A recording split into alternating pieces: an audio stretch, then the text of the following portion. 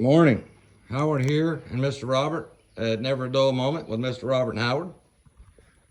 Good to see you. Robert's out here with me, my dad. As you can see, we are loaded up with bandsaw blades to sharpen. We've also got a pile of chainsaw blades, but we've also got another project in the mix where we had a tornado come through a few months back and ripped off top of our shop, and we are in the process of rebuilding that. We fixed this corner over here, and I'm gonna let Dad give y'all a little rundown about what's going on. Hey, good morning, Robert here. Been a while since we did a little video or a YouTube channel video about what's taking place here. We've been real busy. I've had quite a few things that's come up that I had to deal with that's not pertaining to our business out here. It pertained to my mother passing away and us liquidating all her stuff and selling the property, and my wife and I have been really tied up with that. However, my son Howard here has kept things going.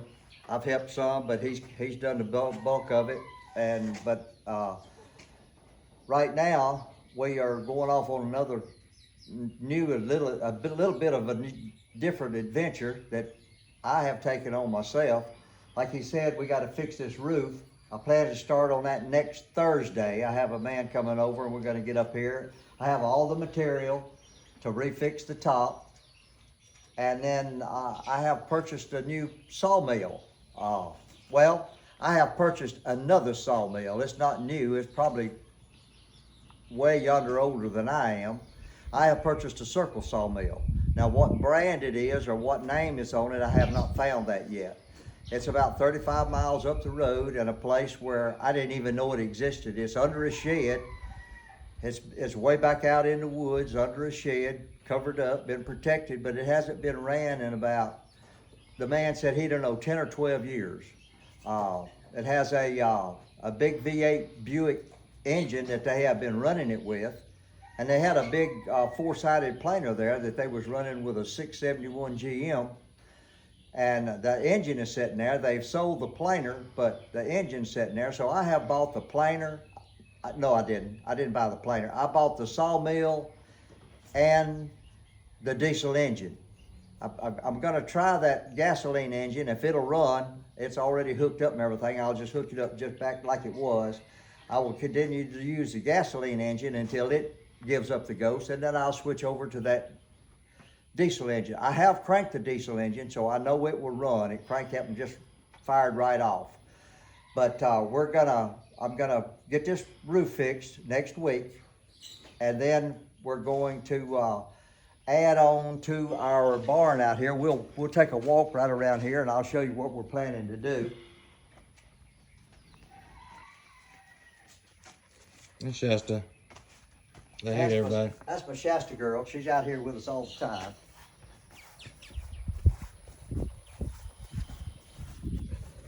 I have this Connex box here that I've had for 16 years.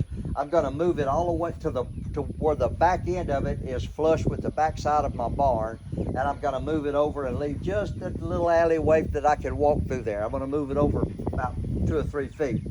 But my barn is 50 foot long and it's 40 foot wide. So what I'm going to do, I'm going to come out here 30 feet. Which would be right about here, right there at the end of my toe. That's 30 feet.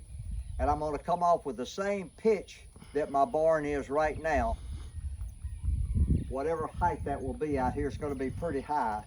So the extension, the lean-to that I'm gonna build is gonna be 30 feet by 50 feet. The sawmill that I have purchased has a 70-foot track on it that the carriage runs on. So what I'm going to do is this is going to be the end of it right here. That will be moved over. That will give me 22 feet. When I move that Connex box over, that will give me 22 feet from that Connex box out here to 30 feet. So the 70 foot, the 50 foot is going to stop right here. This will be the end of it. So I'll have 20 feet sticking out back here, which is where I'm gonna put my log deck.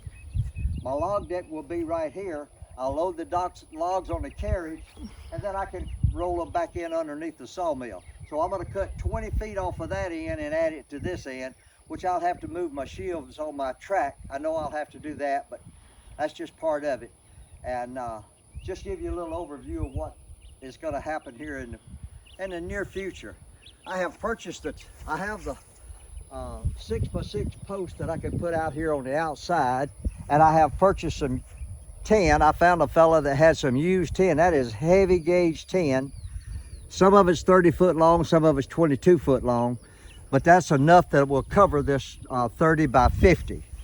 So I have that done, and I'm gonna go up to we have a pole plant right up the road up here where they treat poles, and they peel them and cut them down to size, they treat them. And I have made a deal with them to purchase 11. I'm gonna purchase 13 poles from them, and 11 of those will be 30 feet long, which will be up here. And then I'm gonna put then I'll have 2 out here to go on top of these 6x6s, which will let the end of the 30 footers set on. Then I will have, then I'm gonna lay that with 6 by, 1 to 6. actually they're gonna be 2 by 6. They're gonna be 6 inches wide and 1.5 inch thick. So that's what I'm gonna lathe it with, and I'll put this tin on top of that. Then I'm gonna put my sawmill under here. Sounds like a big job. It is gonna be a big job, but I've got some good help, and I'm young enough to do it. I'm only 76 years old. I will be soon. I'll be 76. So I feel like doing it. I want to do it. I've had several bandsaw mills, which are great mills. I like them, but I've always wanted a circle saw mill, and I'm off on a new adventure, and we will shoot some videos along the way. When I go back up here to where it's at, I'll video it how it's set up now, and then I'll video how when we're taking it apart, moving it back down here, and setting it back up. So appreciate y'all watching our YouTube channel. If you like it, subscribe. We'd appreciate it, and we'll keep you updated, and I hope y'all have a wonderful day.